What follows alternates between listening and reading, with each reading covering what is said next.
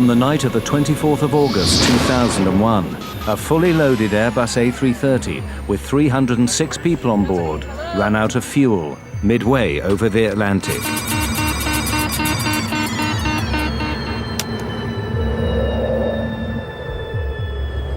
How could a state-of-the-art computerized airliner suffer such a catastrophic failure? Mayday, mayday, mayday. We have lost both engines due to fuel starvation. We are gliding now. Well, we're now at 30,000 feet at the rate of descent of 2,000 feet per minute. We have to ditch in the water. I need you to put on your life jackets right now. This film investigates what happened to Air Transat Flight 236. This is it. It's over. You're just going to die in the next 5 to 10 minutes. And the speed's increasing, 203 knots now. It's way too fast. Everybody, I need you to brace. Oh my God!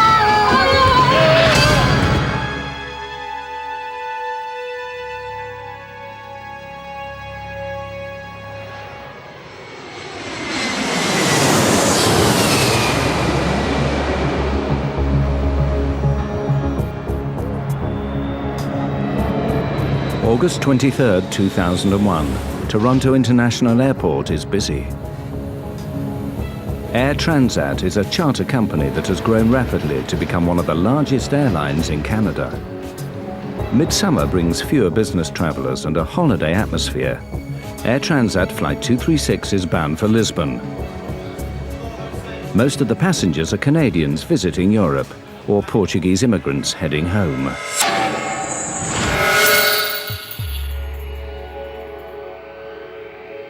The plane, a twin-engined Airbus A330, is being flown by a young co-pilot, Dirk de Jager, and an experienced captain, Robert Pichet.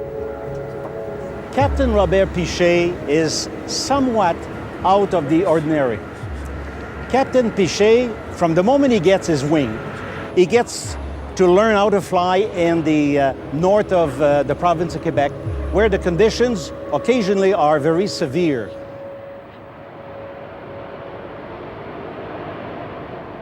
The flight deck of the A330 is ultra-modern. Banks of computers connected to over 100 onboard sensors constantly monitor the operation of the plane. This film reveals how serious problems can arise when the pilots begin to distrust the computers. Before departure, the computers give no indications of any problems with the Airbus. 236 Heavy, follow A320 Air Canada. Turn left on Romeo and hold short on 24 right. Roger, follow A320 Air Canada, left on Romeo and hold short of 24 right. With the crew of 7, Flight 236 has 306 people on board. Well, we were married for 4 days, wasn't it? 4 days. 4 days. 4 days. So we had planned to go to Portugal for our honeymoon, and we had booked this flight on Air Transat. And rather quickly, because we hadn't really planned what we were going to do very carefully. So this was the last flight left.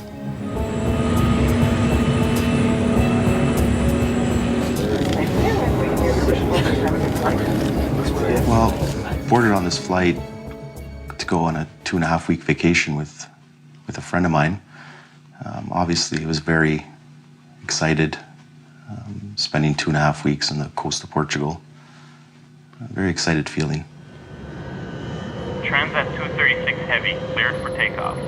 240 at 8, cleared for takeoff, 24 right, Transat 236 Heavy. At 20 minutes past 8, the Airbus A330, loaded with over 47 tons of fuel, leaves Toronto for Lisbon. V1, rotate.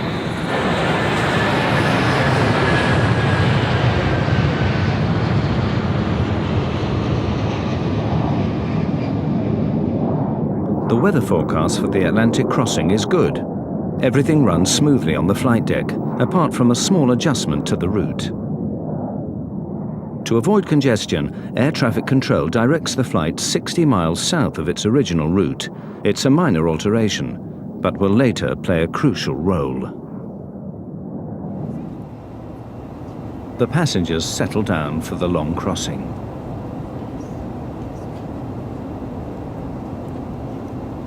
The reason for our trip to Portugal was a family trip. We were going to a wedding. Otherwise, we would not have gone this year. So instead of just going for 4 days for a wedding, we decided to stay for 2 weeks and throw the wedding in as a kind of family perk and see everybody. Everything appeared quite normal, and in fact, I had traveled on Air Transat previously and found it not to be very good, and was surprised by the quality of the flight. That, you know, it was on time, the plane was newer, and we thought generally it was much better than we had expected it would be. We're getting to our next checkpoint. Every 30 minutes across the Atlantic, the crew check their position and fuel consumption against their flight plan. 0.2 tons on the right, 11.2 tons on the left. Despite the computerized systems, some procedures, like checking the fuel on board, still need to be done by hand. 5.2 tons. By comparing the amount of fuel in the tanks with the amount the flight started with, the pilots can keep an eye on the fuel consumption. Fuel check complete. Levels normal for the distance flown. All right. For the first 5 hours, everything is routine. The flight crew, Air Transat, and the accident investigators have all declined to be interviewed about what happened next. This film uses known facts about the flight, standard emergency procedures, and expert opinion to reconstruct what took place on Flight 236. Look, we're getting a warning signal. Oil temp low and oil pressure high on number 2. What? This warning is the first step in the crisis. Oil pressure is within normal limits on number 1. And number 2 is slightly high. The computer display reveals that the oil temperature is low in engine number 2, but the oil pressure is high. It is a very unusual reading.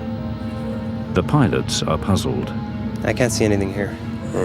I'll look in the FCOM. Okay. A low oil temperature indication is normally indicative of bad readings, bad sensor.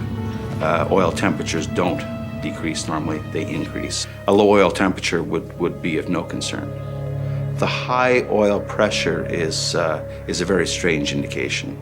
It's very rare. In fact, I've never actually heard of one. It's only indicative of the contamination normally of the oil with fuel. That's not something that's explained in the manuals. Call the company. The crew contact Air Transat's maintenance group in Montreal. Transat 236 to Mirabel Operations. Mirabel Transat 236. Hi. Hi, we have a little problem. We're getting the warning oil temp low and oil pressure high on the ECAM for engine number 2. There's nothing in the QRH nor the FCOM. Can you help us out? I'm looking in the manual. The ground crew have no immediate solution. The pilots must work it out for themselves. They may have been given some advice on troubleshooting to see if that would help. But ultimately, the pilots are up there on their own. They can get advice from somebody 2,500 miles away, but they can't really fix their problems. Suggest you keep monitoring your oil levels and see what happens. Advise us on But because the oil readings are so unusual, the pilots believe they may indicate a computer error. The crew keep monitoring the oil levels. Air Transat 236 continues on track.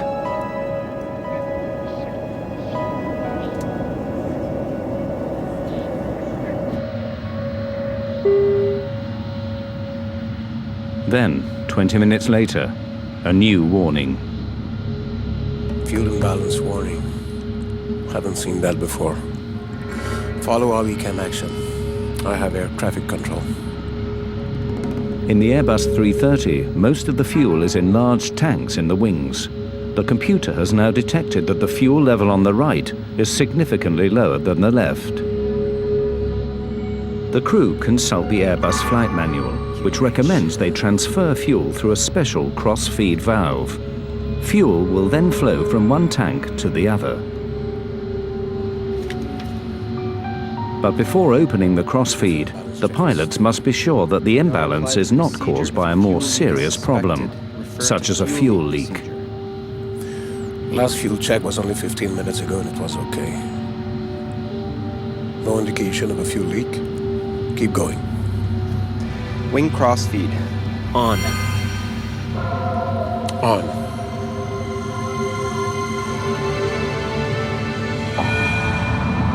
Once you begin a cross-feeding procedure to correct a fuel imbalance, restorative action should commence quite quickly. In other words, the situation would not continue to get worse. It would either stabilize immediately and then begin to correct itself. But the situation is not correcting itself. Unknown to the pilots, there is a major fuel leak in the number 2 engine on the right-hand side of the plane.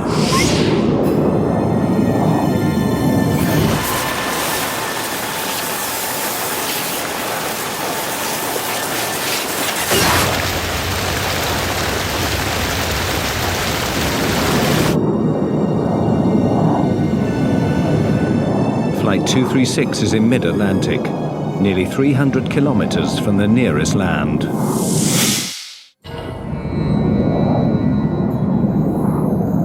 "39,000 feet over the Atlantic, nearly 300 kilometers from land, Air Transat Flight 236 is in trouble. Unknown to the pilots, the right engine is leaking fuel. The plane's computer system has thrown up a series of warnings, but the pilots believe these are computer errors. Have you ever seen something like this before? No. Never. Doesn't make any sense. Yeah, even if there is a leak, it doesn't explain the alarms on the oil system. And everything was okay at the last fuel check at 30 West. Oh. Bet you it's a computer problem. The task of finding out if there is a fuel leak is made harder by the design of the Airbus systems. The systems monitor hundreds and hundreds of sensors, and they can be affected by such mundane things as a little bit of frost or ice on a sensor can cause it to present bad data. So it's not something that would occur on every single flight, but it's something that we're quite used to dealing with. There is no warning to show if the fuel level is falling faster than the engines are consuming it. So the pilots receive no immediate indication that there could be a fuel leak. Fuel quantity isn't rising in the tanks for the right wing. Check fuel quantity. Looks very low. Hold on. When co-pilot Diego carries out the fuel calculations, he discovers something is seriously wrong. That's much less fuel than we should have. It looks like a fuel leak. Check again. Diego finds a disturbing difference. According to all the gauges, all the tanks in the right wing are way below the level they should be according to the flight plan, and there's hardly anything in the other ones. What about the trim tank? There's nothing there either.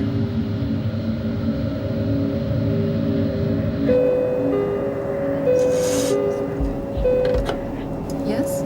Hello, first officer here. Can you come to the cockpit, please? Sure.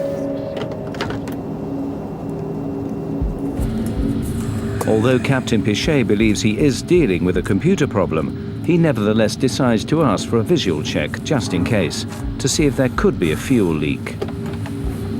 Captain? Hi. Can you and Karen take some flashlights and go to the windows if you can see anything trailing back from the wings? It'll look like a mist or a stream, and report back immediately. Okay. Dirk, I want you to do another complete fuel check, please.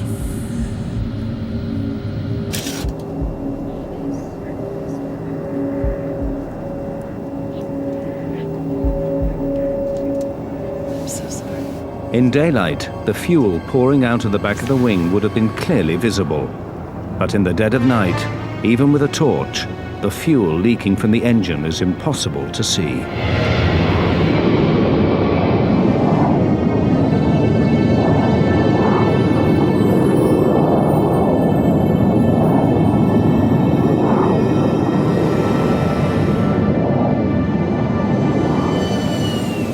The crew evidently realized that the situation was not improving, and at that point they realized that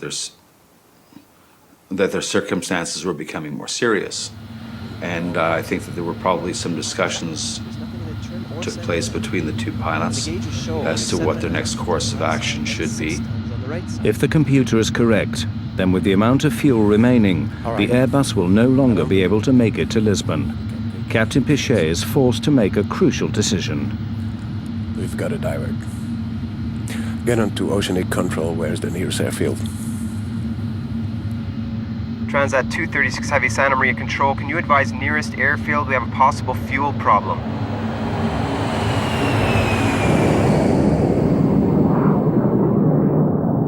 The nearest runway is over 300 kilometers away. But with the fuel remaining, Legez military airbase on the tiny island of Terceira in the Azores should be within reach. Santa Maria Control, Transat 236 Heavy. Proceed 230 flight level 390 direct. 350 miles to threshold. Are you declaring an emergency? Stand by, Santa Maria Control. Not yet. It must be the computer. Transat 236 Heavy, Santa Maria Control. No assistance required yet.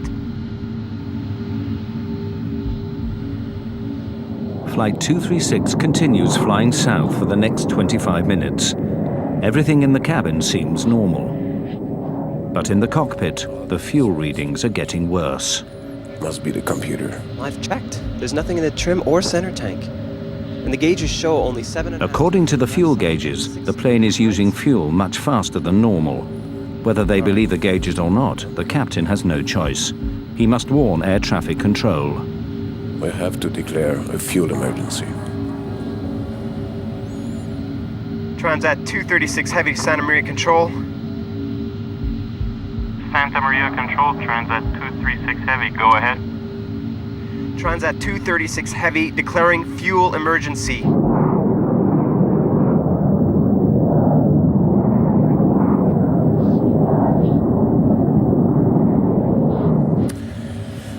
I really hope it's a computer bug.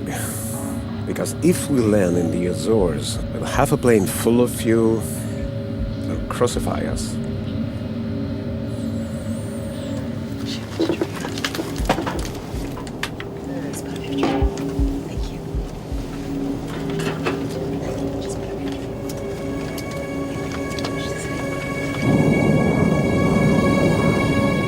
But at 6:13 a.m., less than an hour from the first fuel alarm, the right-hand engine runs out of fuel and cuts out. We're losing engine number 2. I don't believe this. Okay, maximum thrust on number 1. What's going on? Yes, what's The happening? lights started flickering on and off, which I thought was kind of odd, strange. On one engine, the Airbus will not fly at 39,000 feet. They must descend quickly. Try to transfer fuel from center tank and the trim tank. Transferring. Fuel quantities reaching 0. This can't be. We're not gonna go completely dry on this airplane.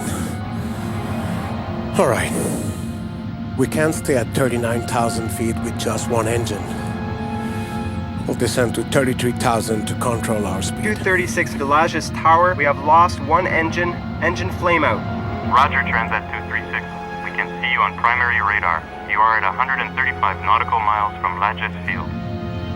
We are 135 nautical miles from Lajes Field. Well, there's a whole lot of critical things go on. In addition to that, you turn on all the exterior lights so people can see you're in trouble. You have to broadcast your intentions on an emergency frequency so that other people know that you're unable to maintain your altitude. You may be descending through their altitude, so everybody else is now on the lookout for an airplane that's in distress. For the next 10 minutes, the stricken Airbus continues on its one remaining engine. The pilots still believe that the computer may be partly faulty and that they can make it to Legez with fuel to spare. At the end, might be all right. Fuel gauge is falling fast, though. It's nearly hitting 0.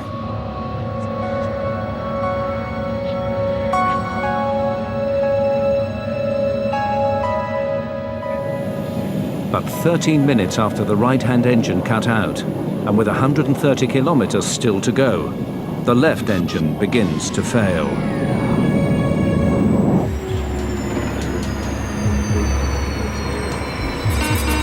We're losing number one. Mayday, mayday, mayday. We have lost both engines due to fuel starvation. We are gliding now.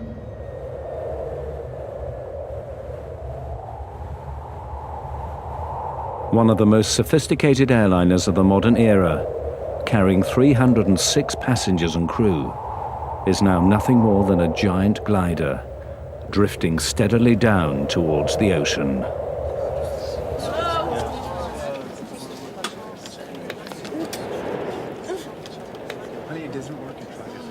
Excuse me, can somebody come? Hello? You could literally hear a pin drop. The exterior, there was no sound in that plane, in that cabin at all.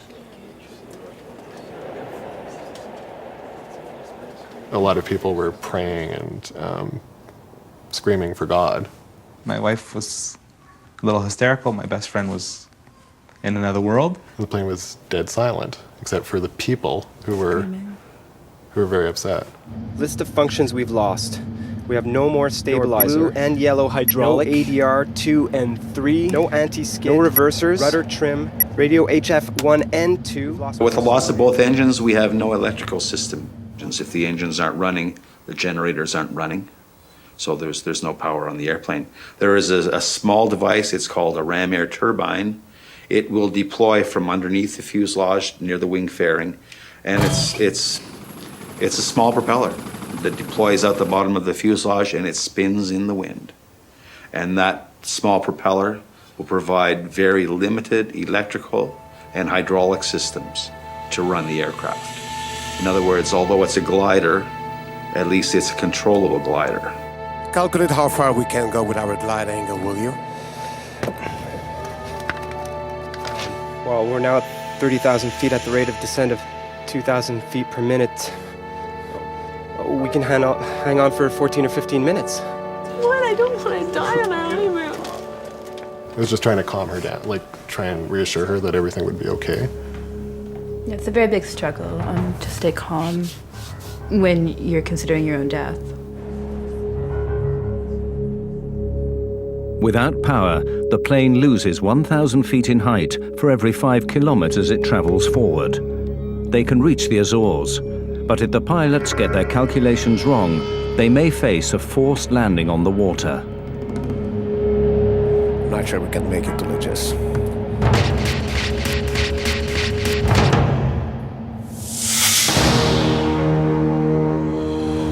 Air Transat Flight 236 is now drifting without fuel over the Atlantic. Although their initial calculations show that the plane should make it to Leges, Captain Pichet must now follow standard emergency procedure for a passenger jet over water. Prepare the cabin. The cabin's slowly depressurizing. We need to put our oxygen masks on. The loss of engine power means the cabin soon depressurizes.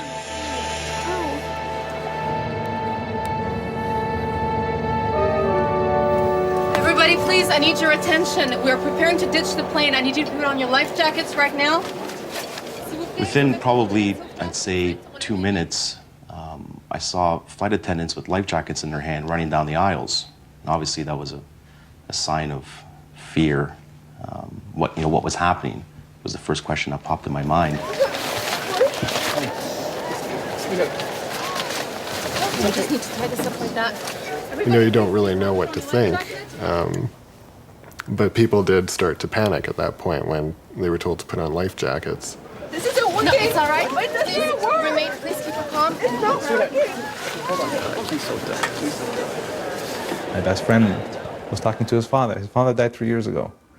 But he's talking to him because he thought for sure he was going to be joining him. And I just kept the same reiteration. Oh, it's okay, one hand on one leg, one hand on the other, both their arms clenched to mine, kind of looking at my in-laws, blinking. It's okay, it's nothing. I kept thinking that if the plane did hit water, that we would survive. I was so convinced that we would survive no matter what happened to the plane that I was probably delusional.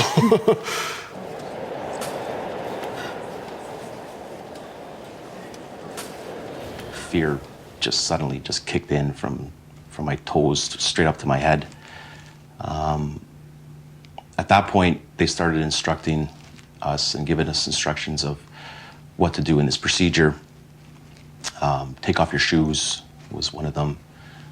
Don't inflate your life jacket until we hit the water. Get into this position when we hit the water. It was a lot of, it wasn't like ifs or maybes. It was, this was going to happen. This is the real deal. Ditching a large passenger jet on the water presents severe hazards. If the Airbus 330 has to make a forced landing, the chances of survival are bleak. In my personal opinion, I don't think these airplanes would make very good boats. Typically, an airplane with a low mounted tail like this, as it enters the water, one of the first things that's going to hit the water is the tail. And it's probably going to be ripped right off. And the fuselage is probably going to open right about there.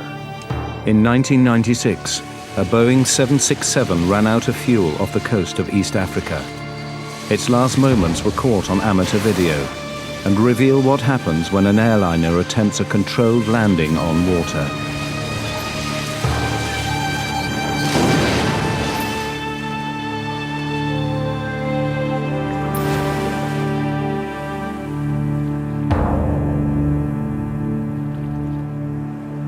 Of the 175 people on the Ethiopian Airways jet, only 50 survived.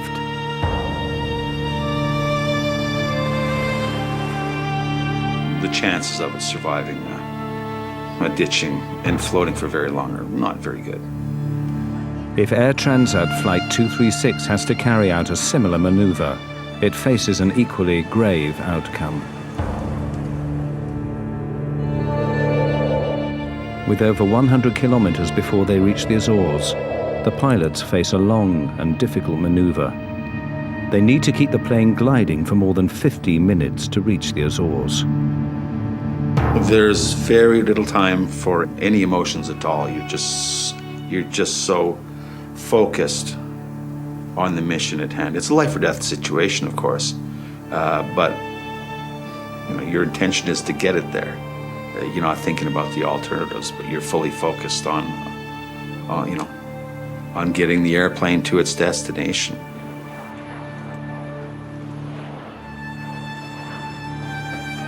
Transat 236 Heavy to Lajes Tower. Lajes Tower receiving, Transat 236 Heavy. Do you have us On radar, Transat 236. We have you on primary radar. Confirm you're at 80 miles out. Your heading is good. Transat 236 Heavy Lajes Tower? We are trying to make the runway. Please Describe runway, heading, and length. Lajes Tower, Transat 236 Heavy. Runway is 33 and 10,865 feet long. Airport dead ahead on your present heading. Please advise when you have it in sight.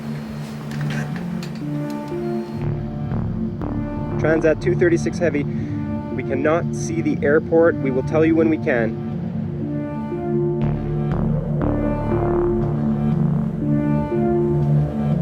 As the minutes tick by, the long wait for those on board is agonizing. That's it. This is it. It's over.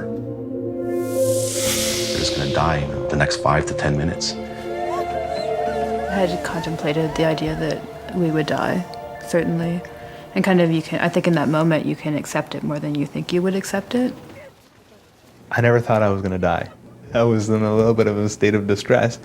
I did my best not to show it, to try to keep the cool, calm, and collected, but there was certain times where I wasn't sure if we would make it. The torture of the whole fact that you're gonna die, which I totally thought I was going to, is worse to me than dying. If I'm gonna die, just kill me now. Just get a gun and shoot me, or just let this plane go down and nosedive into the ocean and then just die instantly. On the ground, emergency services prepare for the crash landing of a fully loaded airliner.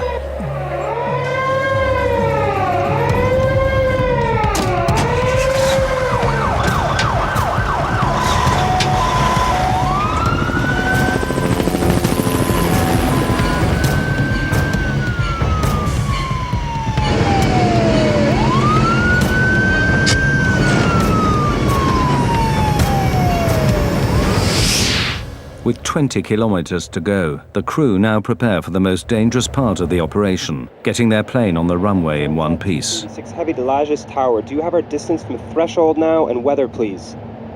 Roger, Transat 236 Heavy. You are 8 miles out according to primary radar. Airspeed 280 knots according to our readings. Visibility unlimited. You should have the airport in sight. Negative, Lajes Tower. Until now, we cannot see the runway.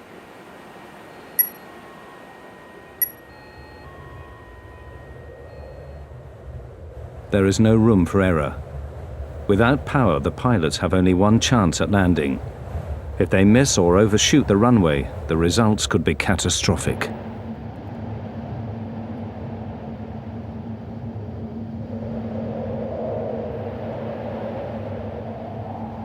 I got it. Just to the right.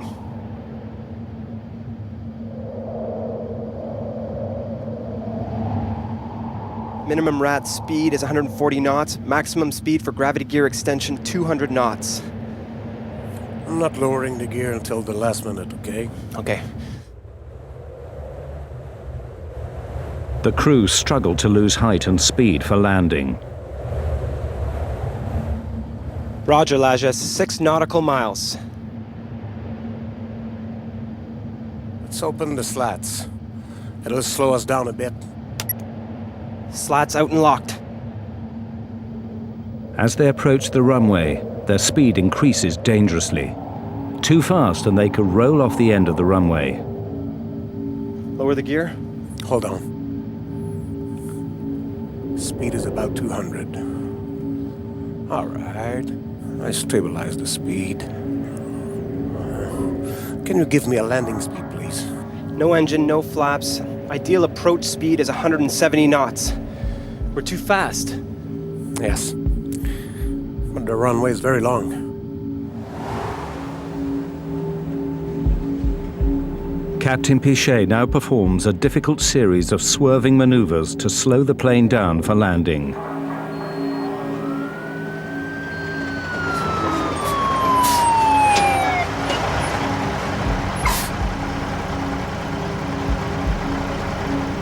The plane was almost on a 45-degree angle. I thought it was just gonna flip over and just nosedive straight down. The plane was circling around the island to slow down. So then we saw land and then we saw water. And when I saw water again, it really struck me that, our chance for survival had maybe was gone. The runway is long. Yeah, sure, but at the end there's a 400-foot cliff. If we don't stop in enough time, we're toast. We're dead.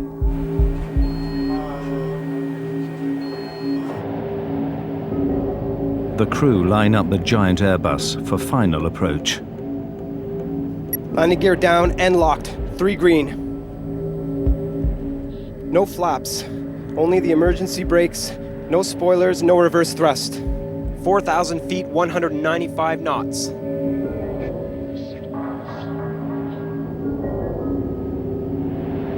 "3,000 feet, 197 knots.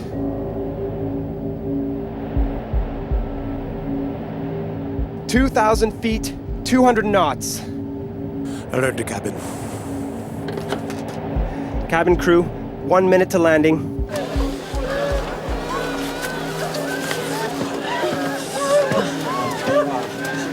Hang on.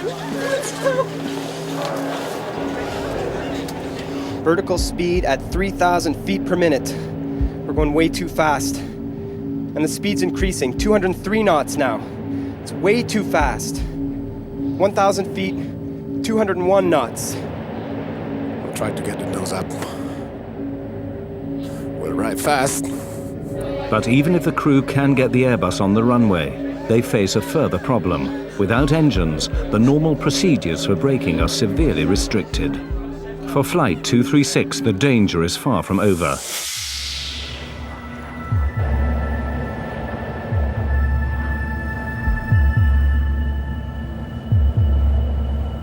The pilots must land the plane without power and somehow get it to stop.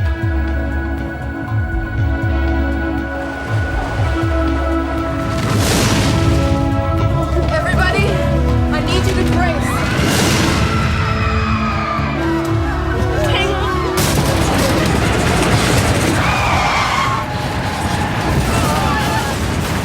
Airbus hits hard at high speed. The tires have blown! Captain Pichet tries to hold the nose down.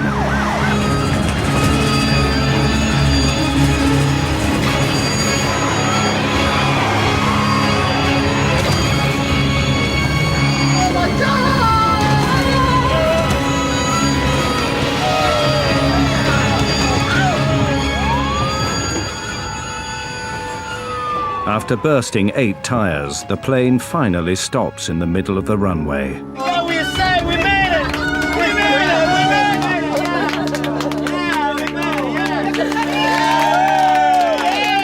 it! Come on, everybody, get out of the plane right now. Let's get. Come on, come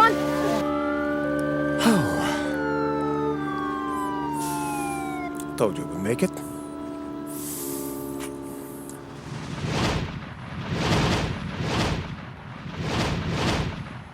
I just wanted to get out of this airplane quickly.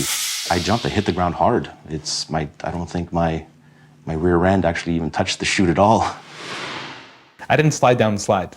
I ran down it. And they're just, get out, get out, get out. So you're just running out of this aircraft. What in God's name just happened? I fell down to the ground, literally, and I started crying. I mean, once you're off the plane and you're evacuated, you want to know what happened. Pichet and de Jager had flown their Airbus without power further than any passenger jets in history. As news of their remarkable achievements spread around the world, they found themselves reluctant heroes. You don't have time really to think about anything else than taking care of the safety of your passenger, you know. That's your main goal, and since we didn't have any engine, the other main goal was to make the landing safely. So at that time, I guess the experience came in, you know, with the help of my colleague. That's why we made a successful landing. You train for the worst, but you never know how you'll deal with situations like this. And reflecting afterwards, I feel we dealt in the most professional and complete manner we could. A feeling of being grateful to see all the passengers were okay.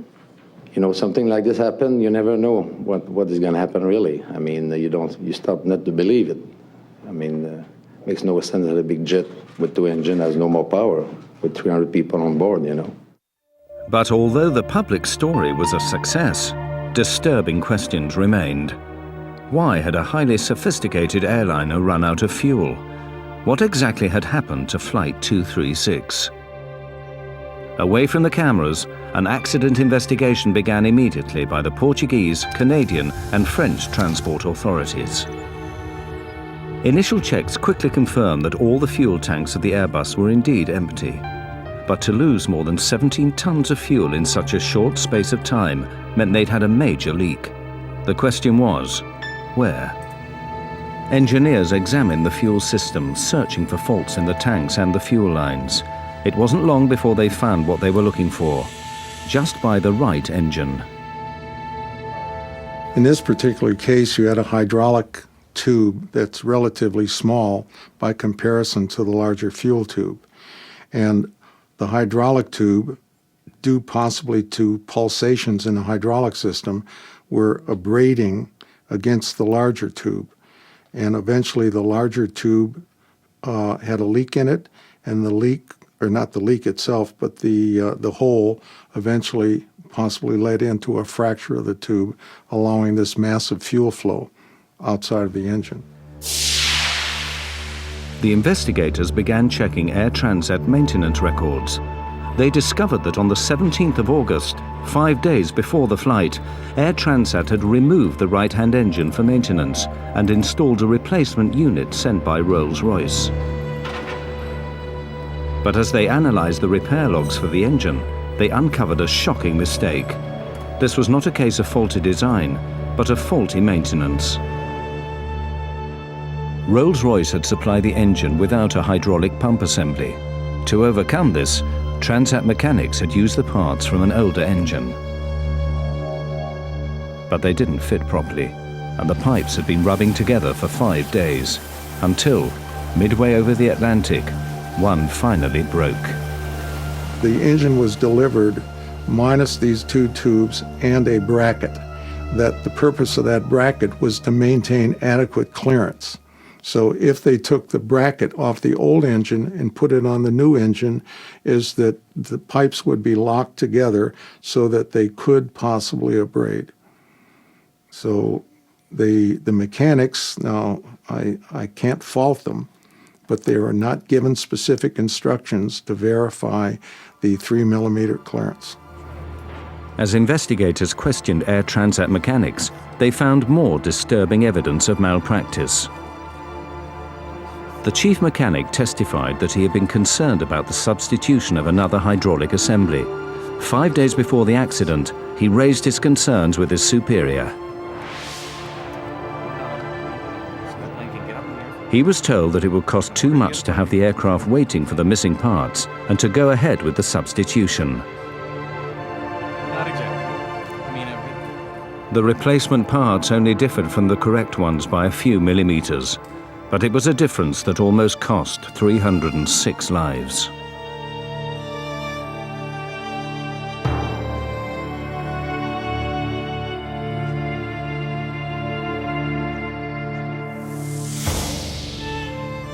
A few days after the accident, Air Transat publicly accepted responsibility for the faulty maintenance.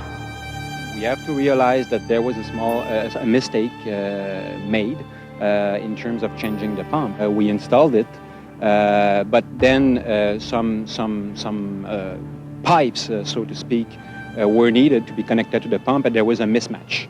The immediate consequences for Air Transat in that event was that they got to pay a fine of $250,000, which was the highest ever in Canada, for an error that could have been prevented.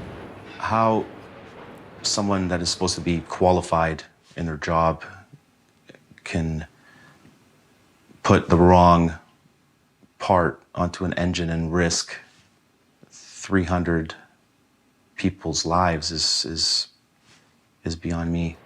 This incident is a very strong reminder that regulation is important and safety is important, and lives will be lost in the absence of that. And they're real lives. It's not just, this imaginary figure in your head of 300 people. It's real people who suffer and continue to suffer. If it hadn't been us suffering, it would have been our families. This was by no means the end of the story. Investigators now turn their attention to the cockpit itself. What role had the crew played in the events of August the 24th? Could they have done more to avert the crisis? Key questions remained unanswered. Questions about what happened on the flight deck.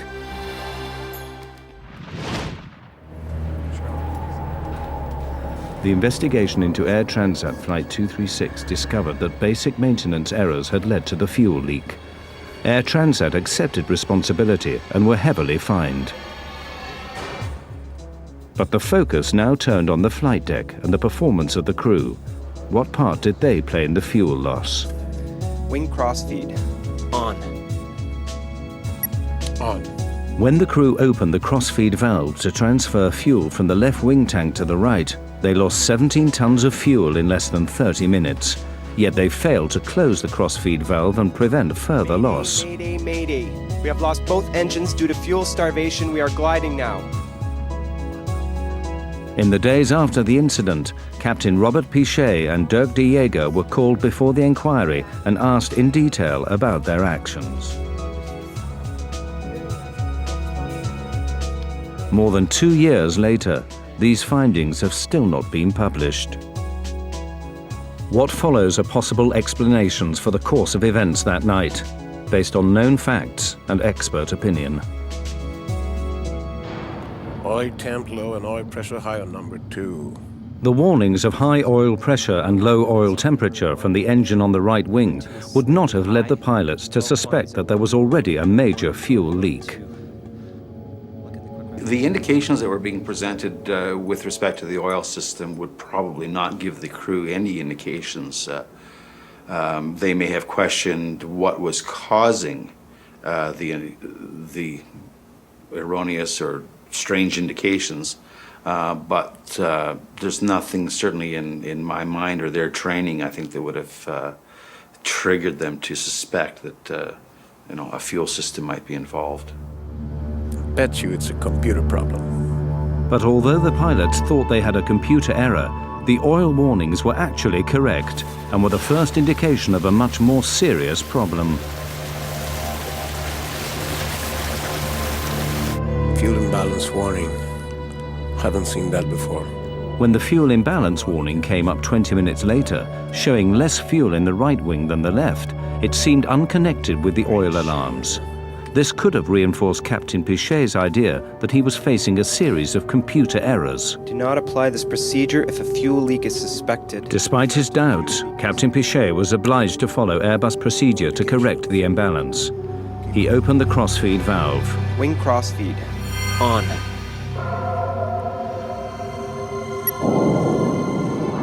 But was following the checklist enough? You just can't idly flip switches in response to commands from the computers and anticipate that all will be well at the end of it. Once the checklist is complete, we can sit there fat, dumb, and happy. That's not the case at all. You got to keep second guessing it. Is that right? Did we do the right checklist? Have we got the results that we need? Once the pilots calculated the high rate of fuel loss, they should have suspected a major leak. Transat 236 Heavy declaring fuel emergency. By the time they had confirmed the leak, their options were severely limited. They were flying blind, as it were. There was no checklist information provided to them. They assumed that once they had engaged in this procedure that the situation would resolve itself, and it wasn't. Now they had a choice. Do I close the crossfeed and see what happens, or do I leave the crossfeed open as the fuel imbalance checklist has dictated, and maybe the situation will correct itself? The crew wasn't really sure. It wasn't an eventuality. It wasn't a situation that they had been trained for, I'm sure. They were in new ground with really no guidance to help them. If they left the crossfeed open, or whether they closed the crossfeed, I would only be speculating as to what changes it might have resulted in the outcome in this event. Captain Pichet believed for a long time that he was facing a computer error. It was only when the engines finally stopped that he had to accept the fuel leak was genuine. The technological complexity of modern aircraft can help to make them safer and more reliable, but it can also lead to the problems that nearly brought catastrophe to Air Transat 236. Discrepancies in replacement parts led to a fuel leak. Distrust of computers led the crew to misread the situation. These errors combined to have huge implications. Only because air traffic control initially sent the plane 60 miles south to avoid congestion was Flight 236 close enough to the Azores when the crisis struck. Otherwise, it would have had to ditch in the ocean. The investigation remains unpublished. Airbus blamed the pilots for mishandling the fuel leak. Robert Pichet and Dirk de Jager continued to fly with Air Transat.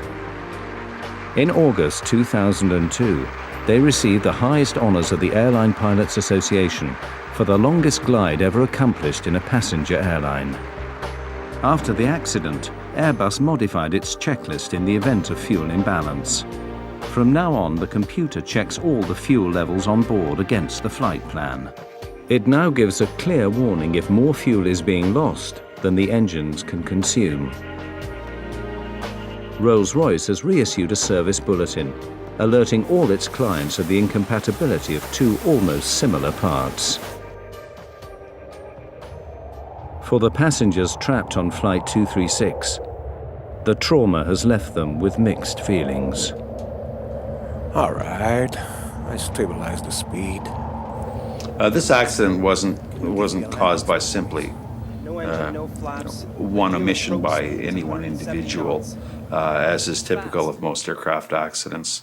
There's a whole chain of events, a whole series of events that lead to the incident or to the accident, and this accident was no different.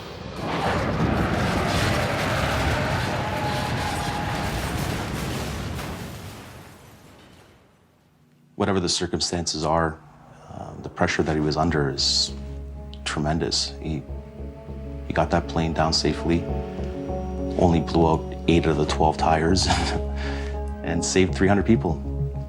He saved 300 people's lives.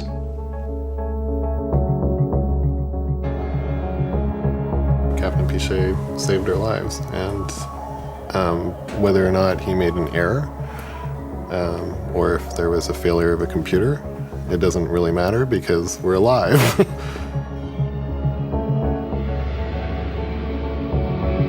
Do I think he's a hero? No. Do I think he's a hell of a pilot? Yes. Thank God the islands of the Azores were there and basically saved our lives. But if that fuel pump broke 5 minutes beforehand, we would have ended up into the water, and I probably wouldn't be here to tell the story.